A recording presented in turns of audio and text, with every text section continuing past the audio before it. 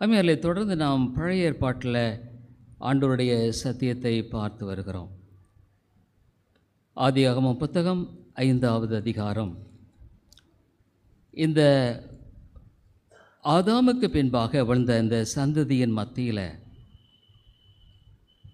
பாவத்தின் பெருக்கம் அதிகமாக இருந்த இந்த காலத்தில் தேவன் ஒரு மனிதனுடைய வாழ்க்கையில் அற்புதமாக செயல்படுகிறதை பார்க்கிறோம். ஏறக்குறைய 7வது சந்ததி உருவான அந்த காலத்தில் ஆண்டவர் ஒரு மனிதனை இங்கு தெய்வ பக்தி உள்ள ஒரு நிலையில் சாட்சியாக வைக்கிறதை பார்க்கிறோம். ஆதியாகமம் 5வது அதிகாரத்தில் இங்கே 18வது வசனம், யாரேத் 162 வயதான போது ஏனோக்கை பெற்றான். யாரேத் ஏனோக்கை பெற்றபின் 800 வருஷம் உயிரோடு இருந்து குமாரரையும் குமாரத்திகளையும் பெற்றான். அதனாலே இதற்கு முந்தைய சந்ததியை குறித்து நாம் பார்க்கும் பொழுது யூதாவின் புத்தகத்தில் புதிய ஏற்பாட்டில் இந்த ஏனோக்கை குறித்து அவர் எழுதுகிறதை வாசிக்கிறோம். இந்த ஏனோக்கை குறித்து அவர் புதிய ஏற்பாட்டில் வெளிப்படுத்தின விசேஷத்துக்கு முந்தைய புத்தகம் சாட்சியாக சொல்லப்படுகிறதை நாம் வாசிக்கிறோம். ஒரு பொல்லாத சந்ததியின் மத்தியில் இந்த ஏனோக்கினுடைய வாழ்க்கை குறித்து பேசுகிற அருமையான காரியத்தை குறித்து எழுதியிருக்கிறதை நாம் வாசிக்கிறோம். இவைகளெல்லாம் நம்முடைய வாழ்க்கையில் எச்சரிப்பாய் கொடுக்கப்படுகிற அருமையான காரியங்களை குறித்து தேவன் எழுதி வைத்திருக்கிறார். இன்றைக்கு தெய்வ பயமற்ற ஒரு சமுதாயத்தில் வாழ்ந்து கொண்டிருக்கிற மேற்கத்திய நாடுகளில் தெய்வ பயம் இல்லை. நேற்று இதில் ஒரு ஆர்டிக்கலில் வாசித்தேன். அதாவது யூரோப்பை திருப்பும்படியாக இன்னொரு டார்வின் எழும்ப வேண்டும் என்று. டார்வின் என்பவர் வேதம் தேவன் சிருஷ்டிப்பின் மூலமாக உண்டான இந்த உலகத்தை குறித்தும் உலகத்தின் நிகழ்வுகளை குறித்து எழுதுகிறார். டார்வின் சொன்னார், இதையெல்லாம் கடவுள் படைக்கலை, இதெல்லாம் தானாக உண்டாயிற்று. மேற்கத்திய நாடுகளில் அரைகுறையான நிலையில் காணப்பட்ட அந்த மக்கள் மத்தியில் அவிசுவாசம் தாண்டவம் ஆடியது.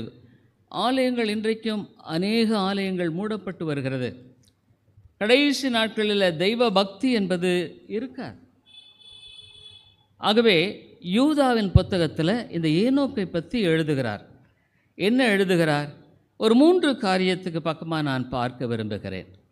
முதலாவது காரியம், யூதாவின் புத்தகம் 1வது அதிகாரம் 14வது வசனத்தில் இவ்விதமாய் நாம் வாசிக்கிறோம். யூதாவின் புத்தகம் 1வது அதிகாரம் 14வது வசனத்தில், ஆதாமுக்கு 7ஆம் தலைமுறையான ஏனோக்கும் இவர்களை குறித்து இதோ எல்லாருக்கும் நியாய தீர்ப்பு கொடுக்கிறதற்கும் அவர்களில் அவபக்தியுள்ளவர்கள் யாவரும் அவபக்தியாய் செய்து வந்த சகல அவபக்தியான கிரியைகளை நிமித்தமும் தமக்கு விரோதமாய் அவபக்தியுள்ள பாவிகள் பேசின கடின வார்த்தைகள் எல்லாவற்றின் நிமித்தமும் அவர்களை கண்டிக்கிறதற்கும் ஆயிரமான தமது பரிசுத்தவான்களோடு கூட கர்த்தர் வருகிறார் என்று முன் அறிவித்தான். அம்மையாரிலே, தேவன் தான். ஆனால் அவர் நம்முடைய வாழ்க்கையில் நீடிய பொறுமையுள்ளவர் என்பதை நம்ம மறந்துடுறோம். ஏன் இன்றைக்கு அநேக கிறிஸ்தவர்களும் கூட சபையை புறக்கணிக்கிறார்கள், ஆலயத்தை புறக்கணிக்கிறார்கள், கர்த்தருடைய நாளை புறக்கணிக்கிறார்கள், பல விதங்களில் ஆண்டவரை கனப்படுத்துவதில் அவர்கள் ஜாக்கிரதையாக இருப்பதில்லை. ஆனால் ஒன்று நாம் அறிந்து கொள்ள வேண்டும், நம்முடைய வாழ்க்கையில் நம்ம செய்கிற ஒவ்வொரு பாவத்துக்கும் நிச்சயமாக அதற்குரிய தீர்வை செலுத்தி தான் ஆகணும். இந்த உலகத்தில் ஆண்டவரை அறியாத மக்களுடைய வாழ்க்கையில் அவர்கள் செய்கிற ஒவ்வொரு பாவமும் ஆண்டவர் கணக்கில் வைத்திருக்கிறார். சொன்னால் இருதயத்திலே எழுதி வச்சிருக்கார்.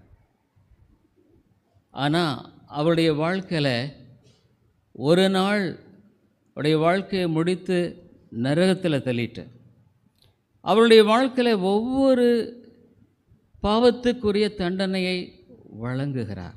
நரகத்தில் ஒரு மனுஷனுக்கு கொடுக்குற பாவத்தின் அளவின் தண்டனை இன்னொரு மனுஷனுக்கு இருக்கார். ஏன்னா அவன் செஞ்ச பாவத்தின் அளவுக்கு தக்கதான் அவனுடைய தண்டனை இருக்கும். இன்னொரு மனுஷனுக்கு அவன் தக்கதா இன்னொன்று அவன். அதனால் வேதம் என்ன சொல்லுகிறதுன்னா, இவ்விதமாக ஆண்டவர் அவரவர்கள் பாவத்துக்கு தக்கதாக நீதியான தண்டனையை வழங்குவார். எந்த விதமான சந்தேகம் இல்லை. ஆனால் தேவனை விசுவாசிக்கிற தேவனுடைய பிள்ளைகளின் வாழ்க்கையில் அவள் ஆண்டவரை அண்டிக் கொண்டு வாழுகிறது நிமித்தமாக அவருடைய பாவங்களை ஆண்டவர் சுமந்து தீர்த்தது நிமித்தமாக அவருடைய பாவங்களை அவருடைய இரத்தத்தினால கழுவுகிறார். அவருடைய பாவங்களுக்குரிய தண்டனையை அவர் சுமந்து வாழுகிறார். இதனை தெரிந்து கொள்ளணும். நான் எப்போ ஆண்டவரை விசுவாசிக்கங்கிறது அல்ல. நீங்களும் நானும் ஒவ்வொரு நாளுமே பாவம் செய்கிறோம். தேவனோடு ரட்சிப்புங்கிறது என்றைக்கோ நான் ரட்சிக்கப்பட்டிருக்கிறேங்கிறது அல்ல. அனுதினமும் ரட்சிக்கப்படுகிறது வாழ்க்கை தான் ரட்சிப்பு. அனுதினமும் தேவனோடு வாழுகிறது தான் ரட்சிப்பு. அனுதினமும் நம்முடைய பாவங்களை உணர்ந்து தேவனுக்கு முன்பாக நம்மை தாழ்த்துவது தான் ரட்சிப்பு. அனுதினமும் அவருடைய இரத்தத்தினால் நம்முடைய பாவங்கள் கழுவப்படுகிறது தான் ரட்சிப்பு. ஞாயிற்றுக்கிழமை ஆலயத்துக்கு வர்றது ரட்சிப்பு இல்லை. வாரம் முழுக்க தேவனுக்கு பயப்படாமல் வாழுகிறது ரட்சிப்பு இல்லை. திரளான அபபக்தியுள்ள மக்கள் மத்தியில் தேவன் ஒரு ஏனோக்கை தான் எழுப்புகிறார். ஆಮೇಲೆ தேவ பக்தி உள்ளவர்களை பார்ப்பது அரிதுன்னு வேதம் தெளிவாக சொல்லுகிறது. ஆனால் ஒன்று, நம்முடைய வாழ்க்கையில் நம்முடைய பாவங்களுக்கு நிச்சயமாக தண்டனை உண்டு.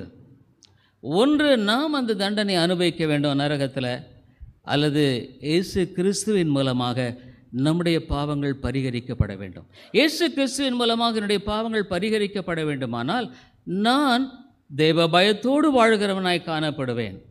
ரட்சிப்பினுடைய அடையாளங்களுடைய வாழ்க்கையில் காணப்படும். பசுத்த ஆவியார் எனக்குள்ளே இருக்கிறவர் என்னுடைய வாழ்க்கையில் அவர் சகல சத்தியத்துக்குள்ளே என்னை வழிநடத்துகிறார். அவர் என்னுடைய வாழ்க்கையில் என்னுடைய பாவங்களை உணர்த்தி மனந்திரும்புவதற்கு வழி நடத்துகிறார். ரட்சிப்பின் வாழ்க்கை என்பது தேவனுக்குள்ளாக தொடர்ச்சியாக வாழுகிற ஒரு வாழ்க்கை. என்றைக்கும் நான் ரட்சிக்கப்பட்டிருக்கேன், நான் பரலோகத்துக்கு போவேங்கிறது ரட்சிப்பு அல்ல. தவறாமல் நினச்சிக்கிறோம். உன்னுடைய வாழ்க்கையில் ரட்சிப்பு என்பது முற்றுமுடிய ரட்சிக்கப்பட வேண்டியது, அனுதினம் ரட்சிக்கப்படணும். தேவன் ஏற்படுத்திக்கிற சபையோடு இணைந்து வாழ கற்றுக்கொள்ளணும். சபையில் என்னுடைய பங்களிப்பு என்ன? ஆத்துமாக்களிடத்தில் நான் பேசுகிறேன்னா, என்னுடைய வாழ்க்கையில் ஜபிக்கிறது, ஆண்டவர் அண்டிக் கொள்ளுகிறேன், அவருக்கு பயப்படுகிற பயம் எனக்கு இருக்கா? வேதம் தான் சொல்லுது. பிரசங்கியின் புத்தகத்தில் வேதம் என்ன சொல்லுகிறது? பிரசங்கியின் புத்தகத்தை எடுத்துக்கொள்ளுங்கள்.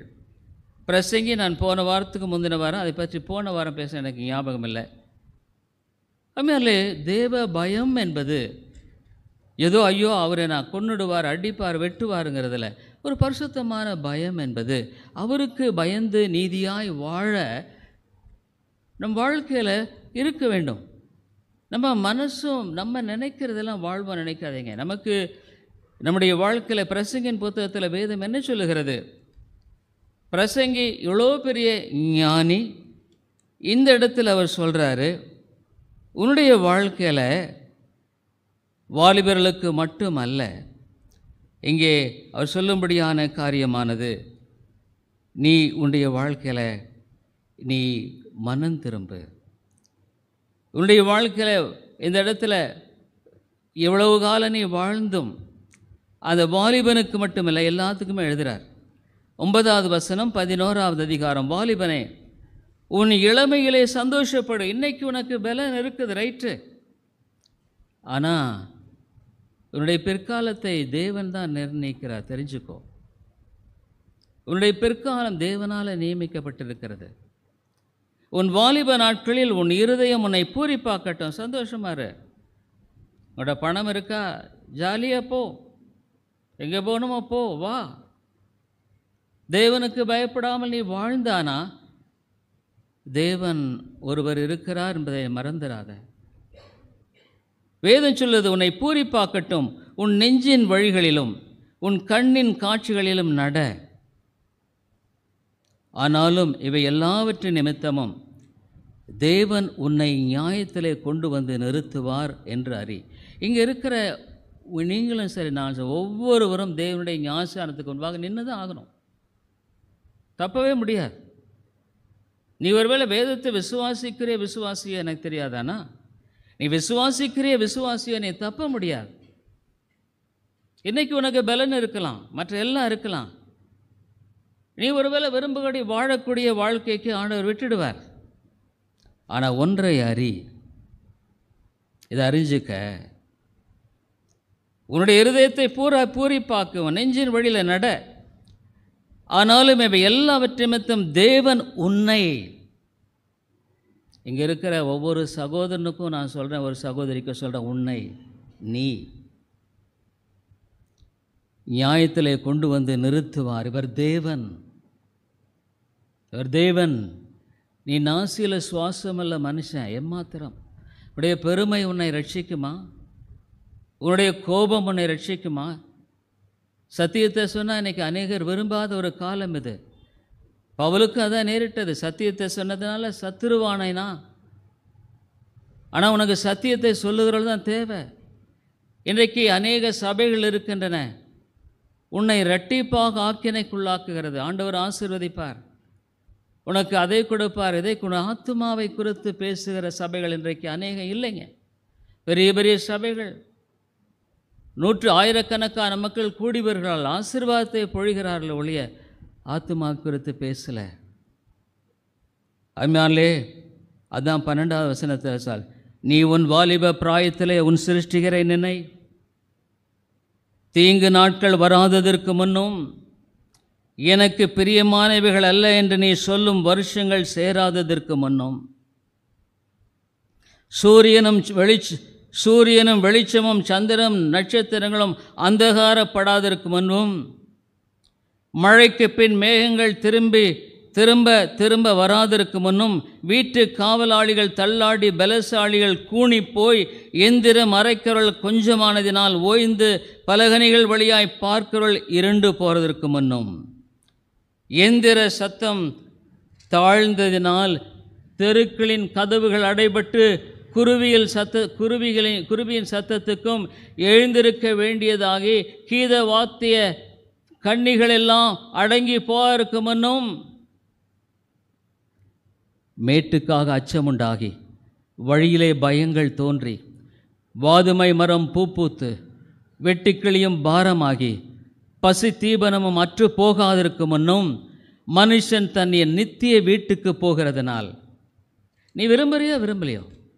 வேதம் என்ன சொல்லுது? தான் இந்த சரீரத்தை கொண்டு போய் மண்ணில் தான் போடணுங்க. நான் அந்த சவருடைய சவப்பட்டி கொண்டு நான் அதான் நினச்சேன். பல மணி நேரங்கள் பேசியிருக்கேன் அவரோட, தன்னுடைய காரியத்தை பற்றி எல்லாம் பேசியிருக்கார். நான் அது, ஆனால் இன்றைக்கு அவருடைய நிலையை நான் பார்க்கும்போது இதுதான் இந்த மனுஷ வாழ்க்கைங்கிறது. ஐயோ, இவர் காலங்களில் தேவனை எந்தளவுக்கு அண்டிக் கொண்டார். வேதம் சொல்லுகிறது, இந்த ஆத்துமா தேவனிடத்தில் போகும். தேவன் தான் நியாயம் தீர்க்கிறவர். உன்னை எங்கே நிறுத்துங்கிறது அவர் தான் நிர்ணயிக்கிறவர், நீ இல்லை. வேதம் என்ன சொல்லுகிறது? வெட்டுக்கிளியும் பாரமாகி பசி தீவனமும் அற்று போவதற்கு முன்னும், மனுஷன் தன் நித்திய வீட்டுக்கு போகிறதுனாலே துக்கம் கொண்டாடுகிறவர்கள் வீதியிலே தெரியாதற்கு முன்னும், வெள்ளி கயிறு கட்டுவிட்டு பொற்கிண்ணி நசுங்கி ஊற்றினருகே சாலுடைந்து துறவண்டையில் உருளை நொறுங்கி இவ்விதமாய் மண்ணானது தான் முன்னிருந்த பூமிக்கு திரும்பி. அப்படின்னா என்ன? இது மண் ஐயா, இந்த சரீரம் மண். இது பூமிக்கு திரும்பி ஆவி தன்னை தந்த தேவனிடத்திற்கு மறுபடியும் போகாதற்கு முன்னும், அவரை உன் வாலிப பிராயத்தில் நினை, மாயை மாயை எல்லாம் மாயை என்று பிரசங்கி சொல்லுகிறான். உன்னுடைய ஆத்துமாவை ரட்சித்துக் கொள்ள வேண்டியது உன்னுடைய கடமை. எந்த ஒரு பிரசங்கியும் உன்னுடைய ஆத்துமாவை ரட்சிக்க முடியாது. நீ தேவனுக்கு முன்பாக உன்னை தாழ்த்தி உன்னை ரட்சிக்க, உன்னுடைய மனைவி உன்னை ரட்சிக்க மாட்டாங்க, உன் கணவன் ரட்சிக்க, உன் பிள்ளை ரட்சிக்காது. இவர் கொண்டு போய் சொல்கிறேன் ஒரு பேச்சுக்கு, பிள்ளைகள் 17 லட்சம் கொடு, அது பணத்தை கொடுத்ததில்ல, நகையெல்லாம் அள்ளி கொடுத்தார். கடைசியில் என்னாச்சு? அவங்க பார்க்கல. அவருடைய மகன் இஸ்ரேலில் இருந்தாங்கன்னு கேள்விப்பட்டாங்க. கடைசியில் இல்லை, சென்னையில் தான் இருந்திருக்கார். வந்தாங்க, அவருடைய மகனும் ஒரு சொட்டு தண்ணி, ஒரு வருத்தமே கிடையாது. கடைசியில் அந்த வேஸ்ட் எடுத்து முகத்தை மூடுன்னு சொன்னாங்க. சும்மா போய் சாதாரண மூடினார். அருமையாக இல்லை? தேவனை நீ நம்புறத, தேவனை நம்புகிறதில்ல ஒரு நாளும் குறைவிடாத. உன் சொந்த மக்கள் கூட உனக்கு உதவி செய்ய முடியாது, தெரியுமா? இவர் ரொம்ப, நான் நினைக்கிறேன், ரொம்ப சபிச்சு அவங்கள்ட்ட திட்டியிருப்பார்னு நினைக்கிறேன். என்கிட்ட அதான் சொன்னார். இவ்வளோ சொன்னேன், கொடுத்தேன் பிரதர், என்னை கூட பார்க்கல. ஒரு கடைசி நாள் விரக்தியினால் அவர் சபிச்சு, அதனால் பிள்ளைகள் 2 பேரும் அவருடைய நம்பரை பிளாக் பண்ணிட்டாங்கன்னு நான் நினைக்கிறேன். அதுமேலுடைய வாழ்க்கையில் தேவனை முதலாவது வைக்க கற்றுக்கொள், தேவனை கனப்படுத்த. இன்றைக்கு உனக்கு எல்லாம் நல்லா இருக்கிற மாதிரி இருக்கான், ஆனால் ஒன்றை எச்சரிக்கிறேன், உன்னுடைய பலமும் பணமும் உன்னுடைய மற்ற காரியங்களும் இன்றைக்கி போல் இருக்காது. உண்மையிலே நான் பெரிய ஒரு பாடத்தை கேட்டேன். அதுதான், அதுமாதிரி மனுஷனை நம்புறதை விட்டுடு, மனுஷனை நம்பாத. மனுஷன் உனக்கு உதவி செய்ய மாட்டான். மனுஷனை 2-3 வாரத்துக்கு முன்னால் நான் ஏற்கனவே சொன்னேன், ஈவினிங் ஒரு டாக்டர் நம்மிடத்தில் இங்கே வருவார். அவருடைய அப்பா ஒரு டாக்டர் தான். ஒரு பெரிய நர்சிங் ஹோம் வைக்கிறதுக்கு நான் ரொம்ப உதவி செய்தேன். ஏன்னா அந்த டாக்குமெண்ட்டில்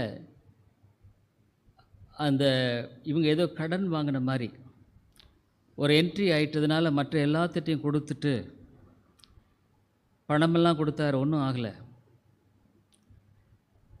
கடைசியில் இங்கே சர்ச்சுக்கு வர்றதுனால நான் அவர்கிட்ட பார்த்து பேசினப்போ இந்த மாதிரியெல்லாம் சில பிரச்சனை இருக்குன்னப்போ ஏறக்குறைய 1 வருடமாக அந்த காரியத்தில் நான் முயற்சி செய்து, அவர் யூகேவில் இருக்கிறார், அது முயற்சி செய்து அந்த டாக்குமெண்ட் எல்லாம் கொடுத்து கரெக்ட் பண்ணி, ஏன்னா அது அவ்வளோ சீக்கிரம் முடியாது, டாக்குமெண்ட் அதுதால சேல் பண்ணவே முடியாதுங்க. என்னுடைய காசை போட்டு டாக்குமெண்ட் எடுத்து எல்லாம் பண்ணி கொடுத்து எல்லாம் செய்து எல்லாம் முடித்து கொடுத்த பின்னால் 11 கோடிக்கு விற்றாருங்க. 11 கோடி. அந்த புரோக்கருக்கு மட்டும் 1.2 கோடி கொடுத்தாருங்க. அவர் சர்வீஸ் முடிஞ்சது வந்திருந்தாருங்க. அவர் சொன்னார், அங்கிள் நீங்கள் எனக்கு ரொம்ப உதவி செஞ்சிட்டீங்கன்னாரு.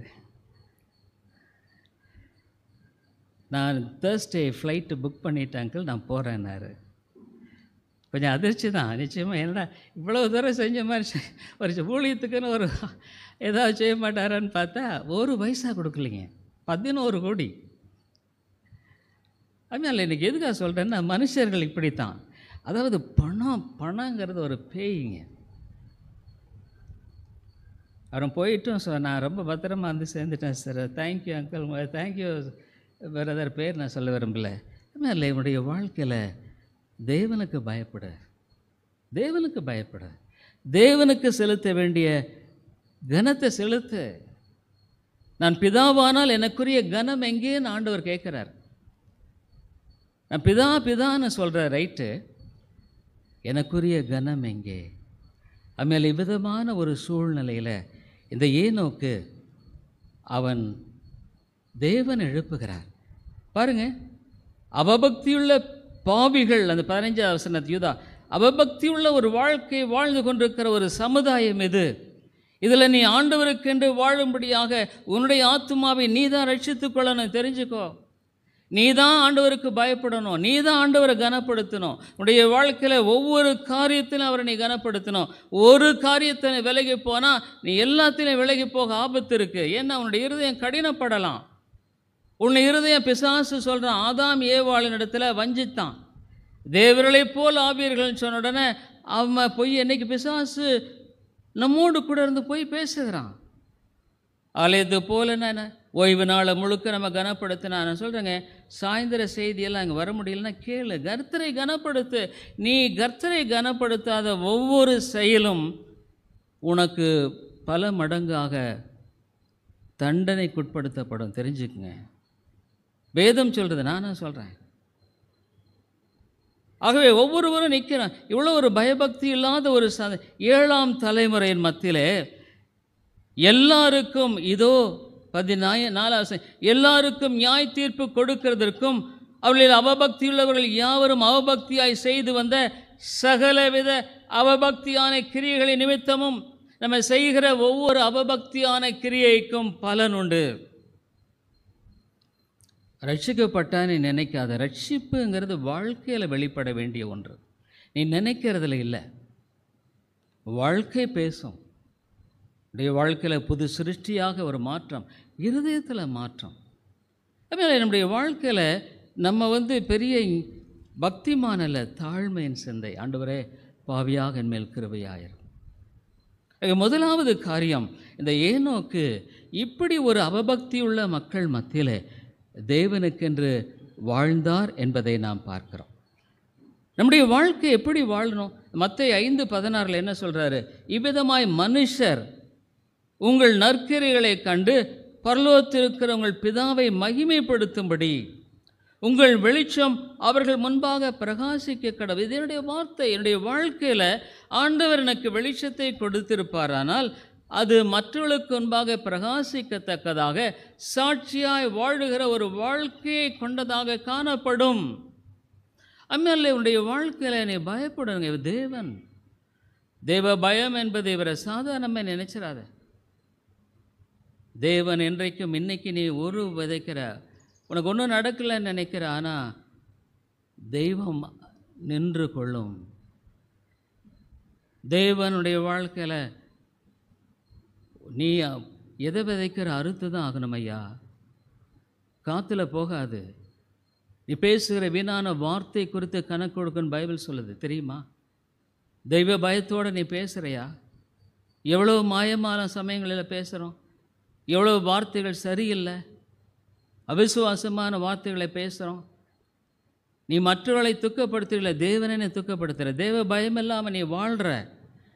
நீயும் நானும் இன்னைக்கு உயிரோடு இருக்கோம்னா கர்த்தருடைய கிருபை, இரக்கம், இதை நம்ம மறந்துடக்கூடாதுங்க. இன்னொன்று என்ன தெரியுங்களா? ஏனோக்கு ஒரு தீர்க்கதரிசி. அப்பல்லாத மக்கள் மத்தியில் அவன் ஒரு தீர்க்கதரிசியாய் விளங்கினான். தேவனோடு சஞ்சரித்தாங்கிறது என்னென்னா, யூதா 1வது அதிகாரத்தில் நம்ம பார்க்குறோங்க.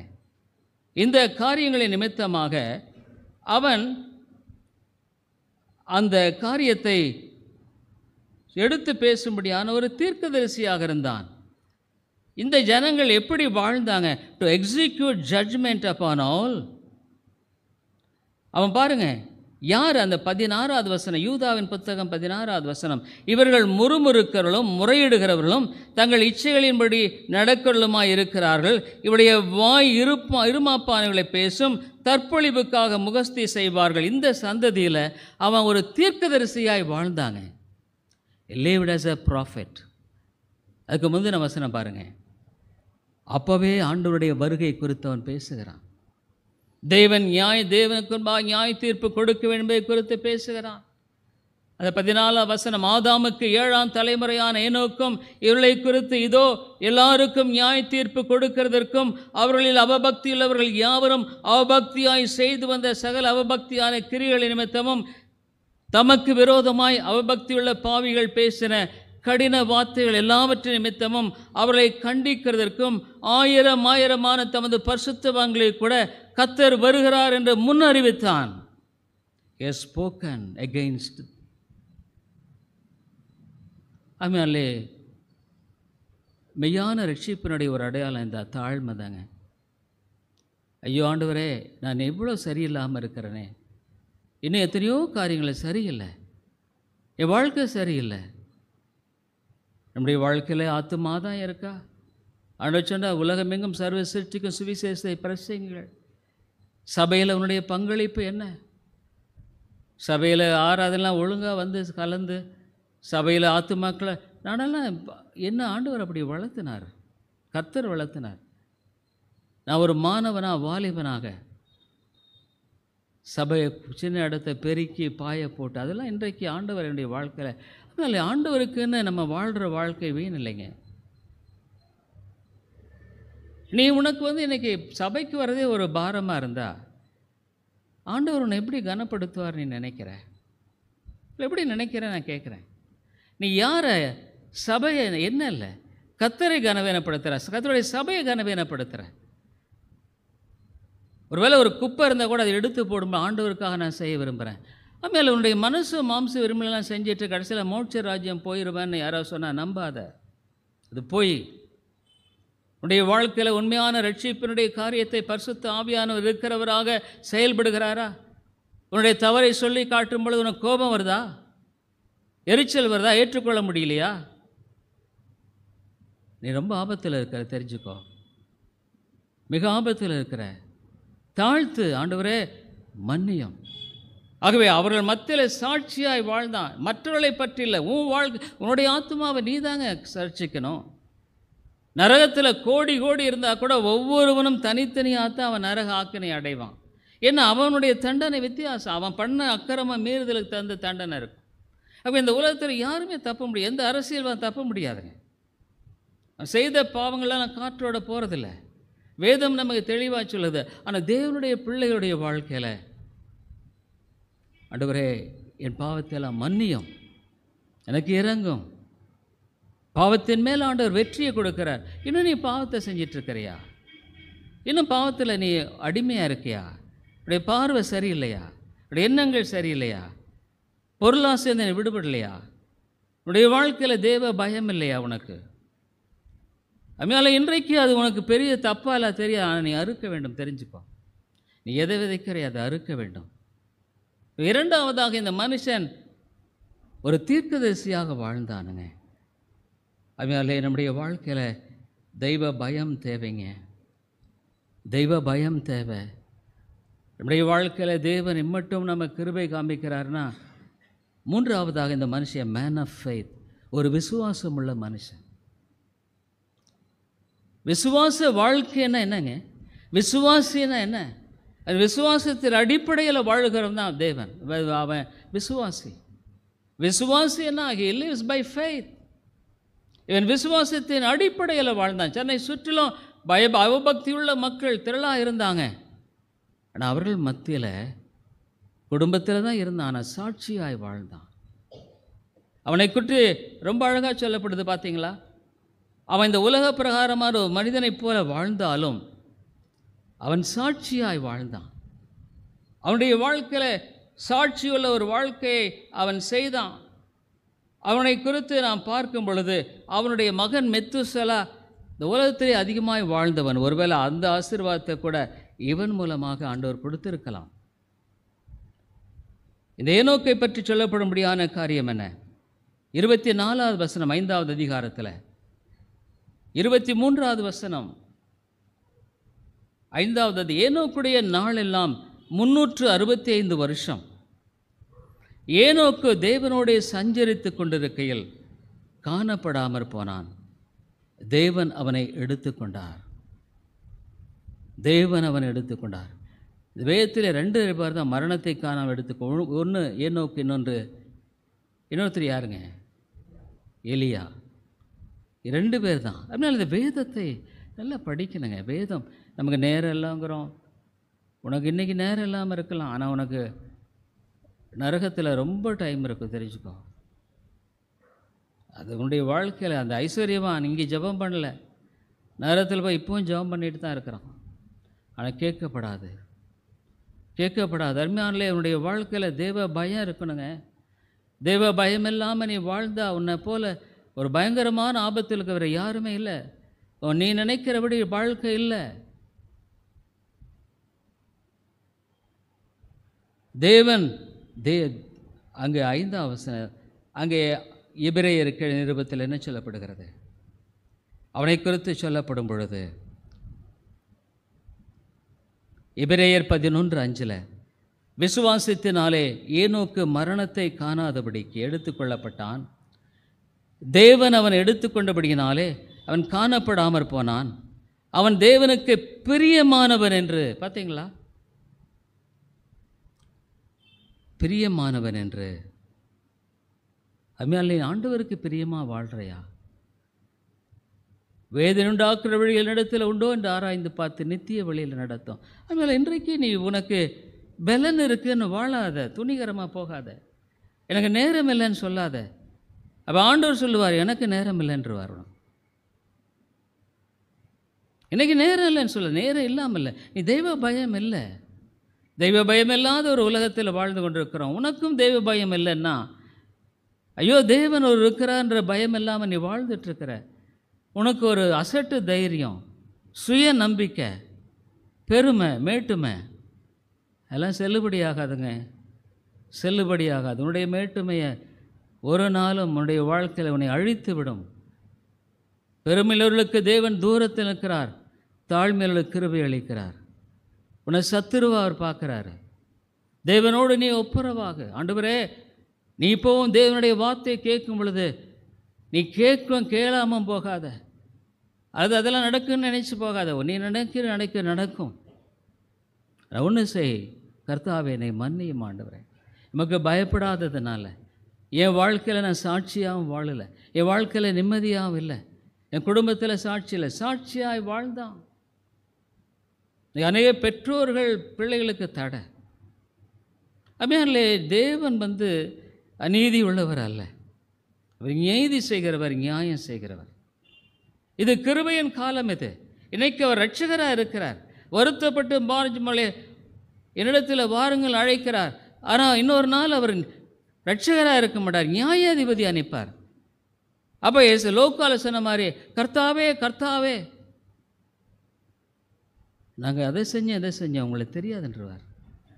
எனக்கு தெரியாது உன்னை, ஐ நியூ யூ நாட், அக்கிரம செய்காரை அகன்று போங்கள்ன்றவார்.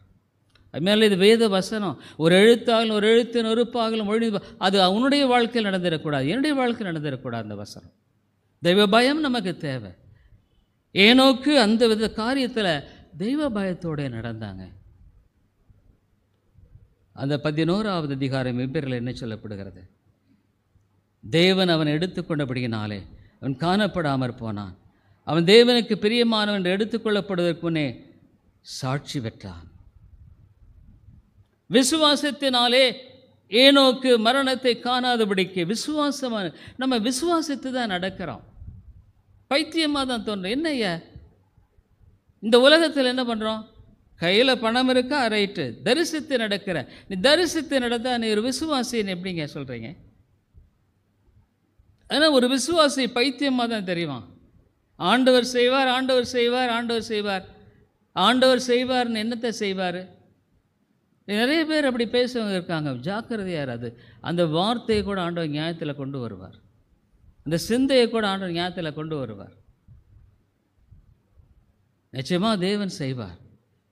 தம்முடைய மக்களை கைவிட்டதா சரித்திரமே இல்லை. அவர் நம்பி மோசம் போகாதிருந்தார்கள், வேதம் சொல்லுது. விசுவாசத்தினாலே ஏனோக்கு மரணத்தை காணாதபடி எடுத்துக்கொள்ளப்பட்டான். ஆண்டவரை முதலாவது வைய, நீ முதலாவது என்னுடைய ராஜ்யத்தை நீதியை வைய, கர்த்தரை கனப்படுத்து, உன்னுடைய எல்லாவற்றையும் கனப்படுத்து, உன்னுடைய நேரத்தில் கனப்படுத்து. உனக்கு 24 மணி நேரம் ஆண்டவர் கொடுத்துருக்கார். உன்னுடைய வாழ்க்கையில் எல்லாம் தூங்கி சுற்றுறதுக்காக 24 மணி நேரம் கொடுத்துருக்கார். தேவனுடைய சமூகத்தில் காத்திருந்து ஜெபிக்க உனக்கு நேரம் இல்லை, வேதத்தை வாசிக்க நேரம் இல்லை. அதுமாதிரிலே ஒரு நாள் உன்னுடைய கால்கள் கைகளெல்லாம் தேவன் அடக்கிடுவார். ஜாக்கிரதையாக இருங்க. வேதம் தெளிவாக எச்சரிக்கிறது. மனம் திரும்பாத கெத்செமே சொல்கிறார், பெத்சாயிதே உனக்கு ஐயோ, உன்னுடைய காரியம் சோதோம் குமாரால் செய்யப்பட்டிருந்த அவங்க நேரம் மனந்திருப்பாங்க, உனக்கு அதிக ஆக்கினை. அதுமாதிரி இந்த உலகத்தில் ஒவ்வொரு மனிதனுடைய தண்டனையும் இன்னொரு மனிதனோடு ஒப்பிட்டு பார்க்க முடியாது. Completely contrary. ஆனால் அவனுடைய வாழ்க்கையில், ஆகவே அவனுடைய வாழ்க்கையில் நம்ம என்ன பார்க்குறோம்? Walked with God. நம்ம முடிக்கிறதுக்கு முன்னால் அப்படின்னா என்ன? தேவனோடு சஞ்சரித்தான். என்ன? தேவனோடு அவன் உறவு கொண்டு வாழ்ந்தான். உனக்கும் ஆண்டவருக்கும் உள்ள உறவு எப்படிங்க இருக்குது? ஒப்புரவாகுதல். அதான் சொல்கிறேன். தேவனை நீ அண்டி வாழ்கிறையா? அவருக்கு பயந்து வாழ்கிறையா? அவரிடத்தில் ஜெபிக்கிறையா? அவரிடத்தில் உண்மையான விதத்தில் உன்னுடைய காலங்கள்லாம் கொடுத்து அவரை அண்டி கொண்டு வாழ்கிறியா? ஃபெலோஷிப் அண்ட் ஒபீடியன்ஸ், உறவு கொண்டு வாழுகிறது, கீழ்ப்பிடிதல், தெய்வ பயம் இருக்கணும். நான் அடிக்கவும் ஜெபிப்பேன், துணிகரமான பாவங்களுக்கு என்னை விலைக்கு காரும், அவைகளை என்னை ஆண்டு கொள்ள ஒட்டாதிரும். வேதனை உண்டாக்குற வழிகளிடத்தில் உண்டோ என்று ஆராய்ந்து பார்த்து நித்திய வழியில் நடத்து ஆண்டவரே. அதுமாதிரி இன்றைக்கி நான் பிரசங்கிக்கிறேன். ஒரு நாள் நான் தான் யோசித்தேன், அந்த சவப்பட்டியை பார்க்கும் பொழுது என்னையும் இப்படி தான் ஒரு சவப்பட்டியில் வைப்பாங்க, உன்னையும் அப்படி தான் வைப்பாங்க. ஆனால் நீ எங்கே போகிற, எங்கே போவ? உன்னை பார்த்து ஆண்டவர் சந்தோஷமாக மகனே மகளே வான்னு சொல்ல முடியுமா? நல்லது, உத்தமம், உண்மையுள்ளவர். அதனாலே உனக்கு இருக்கிற கொஞ்ச நாட்களில் தேவனுக்கு பயப்பட கற்றுக்கொள். ஒன்று நீ எது இல்லைன்னாலும் சரி, தேவனுக்கு பயந்து வாழ தெரிஞ்சு. அதான் வேதம் சொல்லுது, இதுவே மனுஷர் மேலே விழுந்த கடமை. தேவனுக்கு பயப்பட. வெளிப்படுத்தின விசேஷத்தில் ஆண்டவர் எச்சரிக்கிறதை நாம் பார்க்கிறோம். என்ன எச்சரிக்கிறார்? இல்லை நான் இப்படித்தான் வாழுவேன்னு சொல்கிறியா? வெளிப்படுத்தின விசேஷத்தில் இன்றைக்கி நிறைய பேர் அப்படித்தாங்க வாழ்கிறாங்க. தேவனுடைய வார்த்தைக்குரிய பயம் இல்லை, அவனுடைய வார்த்தை உண்மைன்னு அவன் நம்புறதில்லை, தேவனுடைய வார்த்தையை நம்புறதில்லைங்க. அது ஏதோ சொல்லுது, பரவாயில்ல. ஆனால் வேதம் என்ன சொல்லுது? அதான் ஆண்டவர் கடைசி அவர் எச்சரிப்பு அதான் அனுப்புகிறார். என்ன எச்சரிக்கிறார்னா, வெளிப்படுத்தின 22வது அதிகாரம் 11வது வசனம், அநியாயம் செய்கிறவன் இன்னும் அநியாயம் செய்யட்டும், அசுத்தமாக இருக்கிறவன் இன்னும் அசுத்தமாக இருக்கட்டும். நான் அப்படித்தான் வாழ்வேன், அநியாயத்தில் வாழ்வேன், பாவத்தை தான் நான் விரும்புவேன். நீதியுள்ளவன் இன்னும் நீதி செய்யட்டும். நீ கொஞ்சம் பரிசுத்தமாக தான், இன்னும் அதிக பரிசுத்தத்தை நாடுவேன். பரிசுத்தமுள்ளவன் இன்னும் பரிசுத்தமாக, இதோ சீக்கிரமாய் வருகிறேன், அவனுடைய கிரியைகளின்படி அவனவனுக்கு நான் அளிக்கும் பலன் என்னுடனே கூட வருகிறது. நான் அல்பாவும் ஒமேகாவும் ஆதியும் அந்தமும் முந்தினவரும் பிந்தினவருமாக இருக்கிறேன். அதனாலே தேவ பயம் வேணுங்க. தேவனுக்கு பயப்படு, துணிகரமாக போகாத. எவ்வளோ சாட்சிகளை நான் சொல்ல முடியும் எனக்கு தெரிஞ்சு. அவை தேவன் வாக்ட் வித் காட், தேவனோடு சஞ்சரித்தான் என்று பார்க்கிறோம். அவனுடைய வாழ்க்கையெல்லாம் பார்த்தாங்க. பொல்லாத ஜனங்கள் மத்தியில் he was a profit, he was a preacher. அவன் எடுத்துரைத்தான், பிரசங்கித்தான், எல்லாம் பார்த்தாங்க அவன் வாழ்க்கையை. அவனுடைய வாழ்க்கை அந்த விசுவாசத்தின் அடிப்படையில் consistent, constant, complete walk with God. ஒரு ஸ்திரமான வாழ்க்கை, ஆவிக்குரிய வாழ்க்கையில் ஒரு ஸ்திரத்தன்மை இருக்குங்க. There will be steadiness. நான் ஒரு வாலிபன் ஆண்டவர் அறிஞ்சேன், ஸ்டெடினஸ் இருக்குங்க. ஒரு ஆவிக்குரிய மனுஷன் ஒரு சரியான ஸ்டெடியாக வாழ்வான். ஏன்னா அவனுக்குள்ள பரிசுத்த ஆவியானவர் இருக்கிறார். ஆகவே 300 வருஷங்கள் ஆண்டவரோடு அவன் வாழ்ந்திருக்கிறானுங்க. 300 வருஷங்கள். நம்முடைய வாழ்க்கையை யோசனை பண்ணி பார்ப்போம். அதனால என்னுடைய வாழ்க்கையில் இதை தவிர வேறு வழி இல்லை. ஆண்டவர் என்ன சொல்லுது? உங்களை வெளிச்சம் பிரகாசிக்க கடவுது, உங்களுடைய நற்கிரிகளை கண்டு தேவன் மகிமைப்படுத்தும்படியாக வாழுங்கள். ஏனோக்கு இந்த உலகத்தில் பொல்லாத சந்ததியின் மத்தியில் விசுவாசத்தின் வழியில் வாழ்ந்தான். He lived a life of faith. ஒரு தீர்க்கதரிசியாக தேவனுடைய வார்த்தையை பிரசங்கித்து வாழ்ந்தான். அந்த ஜனங்கள் மத்தியில் வெளிப்படையான ஒரு சாட்சியாய் வாழ்ந்தான். குடும்பம், ஆனால் ஆண்டவர் சாட்சியாக வாழ்ந்தான், நற்சாட்சி பெற்றான். வேதனை சொல்லுது, God gave a good testimony of him. என்னை குறித்து நற்சாட்சி சொல்ல முடியுமா ஆண்டவர்?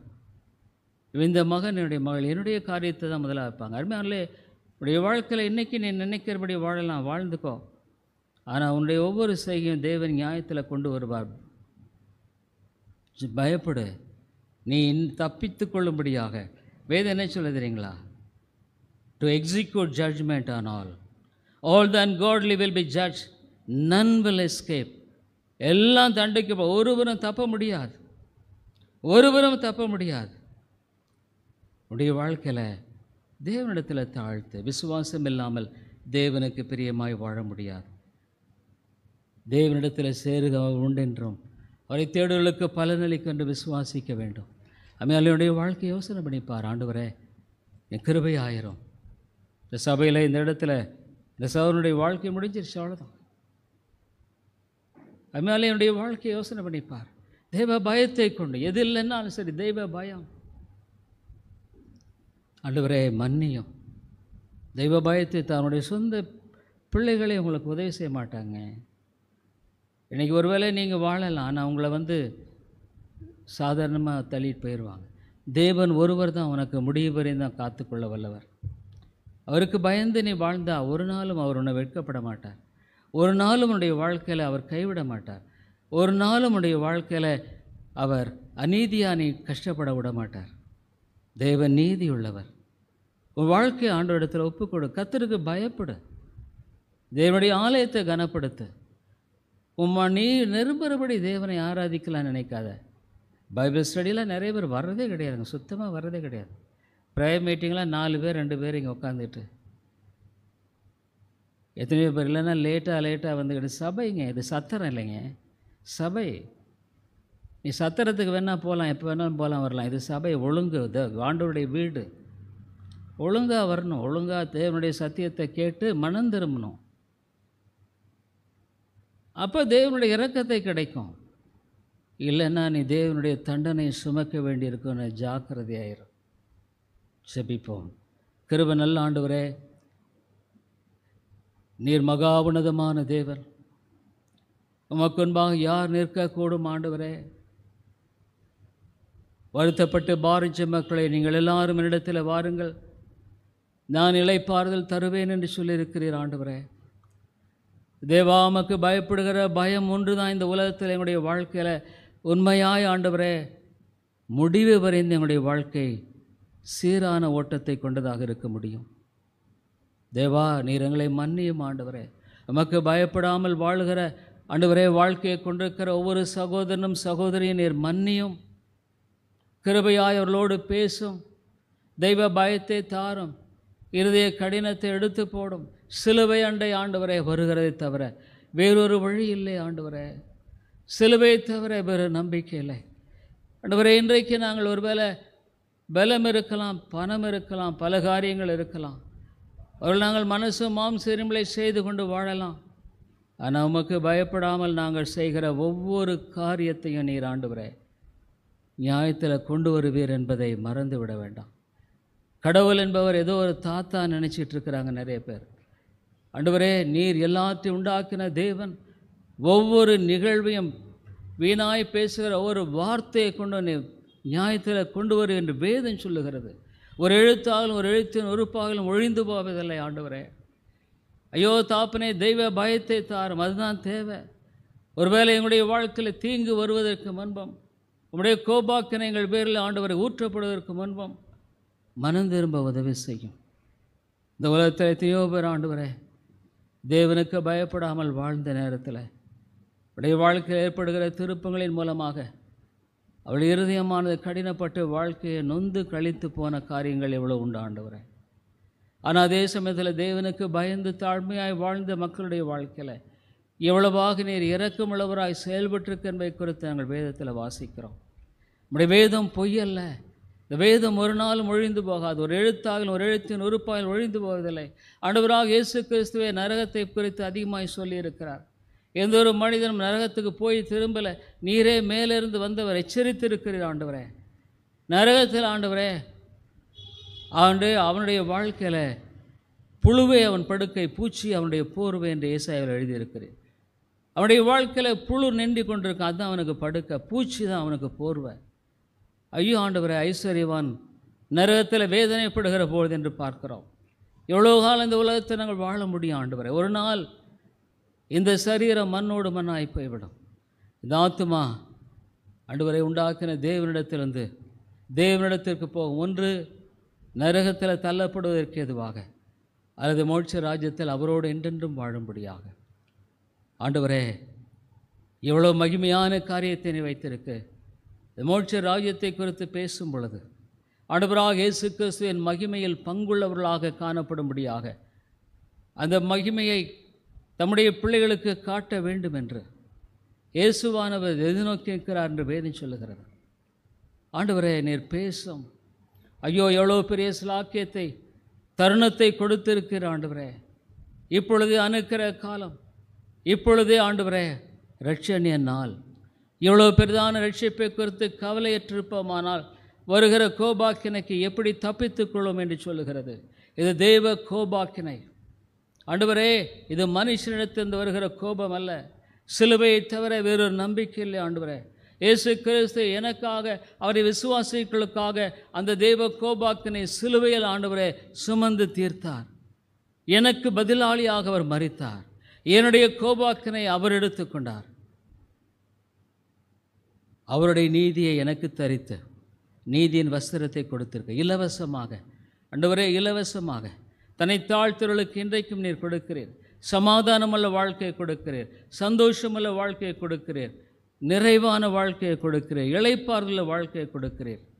ஆண்டவரே, இந்த உலகத்தின் காரியங்கள் எங்களுக்கு இளைப்பாறுதலை கொடுப்பதில்லை. பணம், மற்ற காரியங்கள், வேலையோ மற்ற இளைப்பாறுதலை கொடுப்பதில்லை.